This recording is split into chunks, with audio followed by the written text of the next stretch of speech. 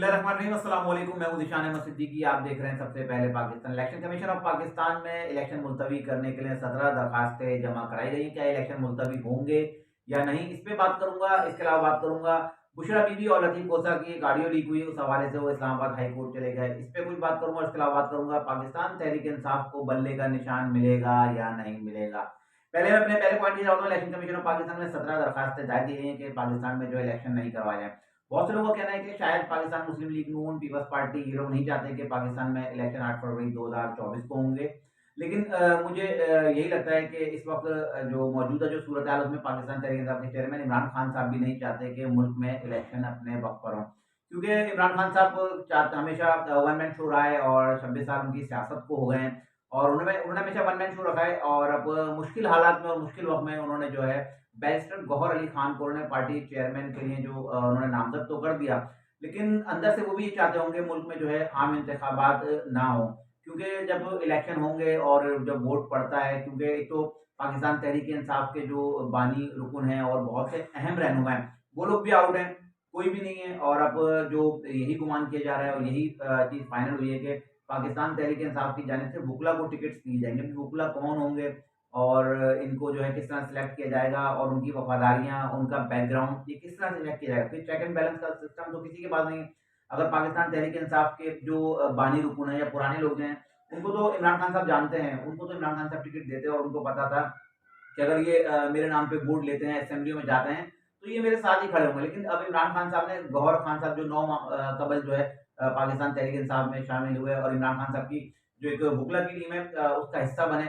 इमरान खान साहब के बहुत से केसेस भी देख रहे हैं, लेकिन इमरान खान साहब भी नहीं चाहते, क्योंकि उनको पता है कि अगर मेरे नाम पे वोट पड़ता है और ये लोग असेंबली में आते हैं, मज़े तो इनके हैं, मराते इनकी हैं, सब कुछ यही ऐश करेंगे।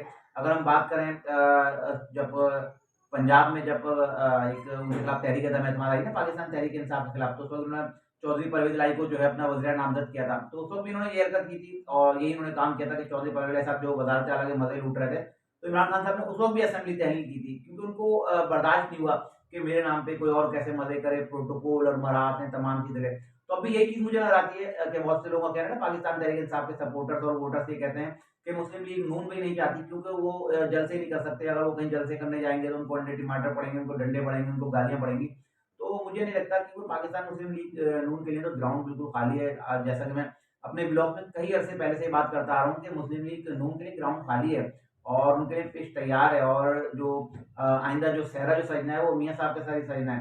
तो मैं तो पहले ही तमाम चीज़ें बता चुका हूँ। अब असल वजह जो है इलेक्शन का जो इल्तवा जो चाहता है ना, वो इल्तवा चाहते हैं चेयरमैन पाकिस्तान साबिक चेयरमैन पाकिस्तान तहरीक साहब इमरान खान साहब, क्योंकि वो अपनी जगह किसी और को बर्दाश्त नहीं कर सकते। ये थी एक कुछ खबर जिसमें मैंने अभी बात कर लूँ, जो 17 दरखास्तें दी गई हैं इलेक्शन मुलतवी करने के लिए। लेकिन मुझे नहीं लगता कि इलेक्शन मुलतवी होंगे, इलेक्शन अपने मुकर्रर वक़्त 8 फरवरी 2024 को ही होंगे। दूसरी खबर थी बुशरा बीबी और लतीफ़ कोसा साहब की एक ऑडियो लीक हुई थी ना, जिसमें उनकी घरेलू कुछ बातें जो निकली थी, जिसमें जो है बुशरा बीबी बता रही थी जेल का अहवाल, इमरान खान की 3 बहनों के खिलाफ किस तरह से वो जा रही हैं और किस तरह से उनका जेल में सामना हुआ और उन्होंने कुछ शिकायतें भी लगाई। अब वो ऑडियो लीक के मामले में इस्लामाबाद हाई कोर्ट में लतीफ़ कोसा साहब ने जो है दरखास्त दायर की थी। उसका समाअत हुई, जस्टिस बाबर सत्तार ने जो है उसपे बड़ी सरज़निश की है इदारों की। उन्होंने वाज़ेह अहकामात दे दिए कि उन्होंने पैमरा को कहा और उन्होंने एफआईओ को जो उन्होंने तहकीकात का हुक्म दे दिया कि फौरी तौर पर आप ये बताएँ कि ये ऑडियो लीक्स कहाँ से हुई और ये बताएँ कि पहले ट्विटर में ये ऑडियो आई या ये ऑडियो सोशल मीडिया में आई। और उन्होंने पैमरा और इसके अलावा एफआईए और उन्होंने दीगर इदारों को जो है उन्होंने नोटिस जारी कर दिए। उन्होंने कहा कि किस तरह से जो है पीटीए भी इसमें शामिल है, पीटीए को भी उन्होंने नोटिस जारी किए। उन्होंने कहा किस तरह से ये ऑडियो लीक्स हुई और चैनल पे किस तरह चला दी गई। किस तरह से एक निजी गुफ्तगू को आप लोग जो है आप एक चैनल पे ऑन एयर कर रहे हैं। इसके अलावा उन्होंने डीजीआईएसआई को भी उन्होंने तहरीरी तौर पर जो है उन्होंने एक नोटिस भेजा है और उनसे भी जवाब तलब किया किस तरह से ये ऑडियोज़ लीक हो रही हैं। क्योंकि लतीफ़ कोसा ने उसमें अपना मौका भी इख्तियार किया है कि मेरा फ़ोन टेप किया जा रहा है और मेरा फ़ोन महफूज़ नहीं है, लोग मुझे कॉल नहीं कर रहे हैं और वो ये कह रहे हैं कि आपका फ़ोन तो रिकॉर्डिंग पे आपका फ़ोन महफूज़ नहीं है, लोग मुझे अब कॉल नहीं कर रहे हैं। तो अब वाज़ेह तौर पे जो है इस्लामाबाद हाई कोर्ट की जानिब से जो है नोटिसेज़ जारी कर दिए गए हैं। सबसे जो अहम ओहदा है वो डीजीआईएसआई है, उनको भी जो है बाकायदा जो नोटिस किया गया है और उनसे जवाब तलब किया गया है कि आप भी आएँ और किस तरह से ये ऑडियोज़ जो है लीक हो रही है, क्योंकि एक हसास डेटा है। आइन के तहत जो है किसी की भी खुफिया रिकॉर्डिंग या उसकी कॉल्स को इस तरह रिकॉर्ड करना जो है मना है। हाँ, अगर कोई बहुत दहशतगर्दी के कोई केसेस हैं, कोई ऐसे मामला हैं हसास नौयत के मामला है, तो उसमें भी जो है पार्लियामेंट से मंजूरी लेना पड़ती है। तो बहरहाल अब इस पे मंजूरी ली गई है, नहीं ली गई, लेकिन अब इस्लामाबाद हाई कोर्ट की जानिब से जो है डीजी, आईएसआई और पेमरा, पीटीए और इसके अलावा दीगर इदारों को जो है नोटिस जारी कर दिए और सबसे जो है जवाब तलब कर दिया गया है और इस केस की आइंदा जो है समाअत 11 दिसंबर तक के लिए मुलतवी कर दी गई है। ये थी मेरी दूसरी खबर। तीसरी खबर थी पाकिस्तान तहरीक-ए-इंसाफ को बल्ले का निशान मिलेगा या नहीं मिलेगा। मैंने अपने एक व्लॉग में पहले एक बात की थी ना, अपना जो पाकिस्तान तहरीक-ए-इंसाफ के जो बानी रहनुमा हैं, अब वो मंज़र-ए-आम पर आए हैं और उनका कहना है कि अब जो पाकिस्तान तहरीक-ए-इंसाफ है, इसका बानी जो मैं हूँ, अकबर एस बाबर साहब की मैं बात कर रहा हूँ। उन्होंने इंटर पार्टी इलेक्शन जो है इसको कलअदम करार देने की उन्होंने दरख्वास्त दी है। उन्होंने कहा है कि पाकिस्तान तहरीक-ए-इंसाफ का बानी मैं हूँ और बल्ले का निशान मेरा है। उन्होंने 3 जो है इसमें जो है पॉइंट्स उन्होंने हाइलाइट किए। उन्होंने कहा कि 3 चीज़ों को फौरी किया जो है करार दिया जाए। इलेक्शन कमीशन ऑफ पाकिस्तान को मौक़िफ़ जो उन्होंने अपनाया, उसमें उन्होंने इलेक्शन एक्ट 2017 की सेक्शन 2008 के तहत उन्होंने कहा कि इंटर पार्टी इलेक्शन को कलअदम करा दिया क्योंकि ये शफ़ाफ़ इलेक्शन नहीं हुए।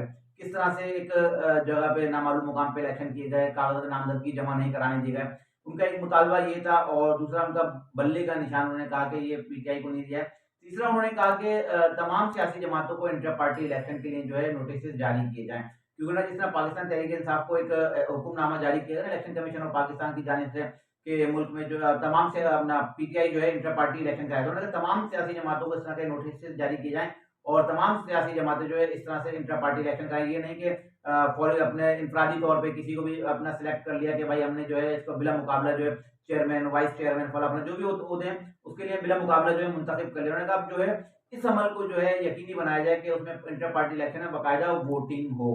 अब इस तरह का अगर होता है इलेक्शन कमीशन ऑफ पाकिस्तान अगर तमाम सियासी जमातों को अगर नोटिस जारी करता है इंटर पार्टी इलेक्शन के, तो उस सूरत में जो है इलेक्शन शायद मुलतवी हो, लेकिन होंगे नहीं और अकबर एस बाबर साहब जो दरख्वास्त लेके गए हैं, अब सिर्फ इसमें ये चीज़ हो सकती है कि शायद पाकिस्तान तहरीक-ए-इंसाफ से जो है बल्ले का निशान चला जाए, लेकिन जो 8 फरवरी 2024 को इलेक्शन होने हैं, वो इलेक्शन जो है अपने मुकर्ररा वक़्त पर ही होंगे। ये थी कुछ खबरें जिसके साथ मैं हाज़िर हुआ था। इंशाल्लाह मज़ीद खबरों और नए तजज़िये के साथ फिर हाज़िर होऊँगा। तब तक के लिए इजाज़त दीजिए। अल्लाह हाफ़िज़।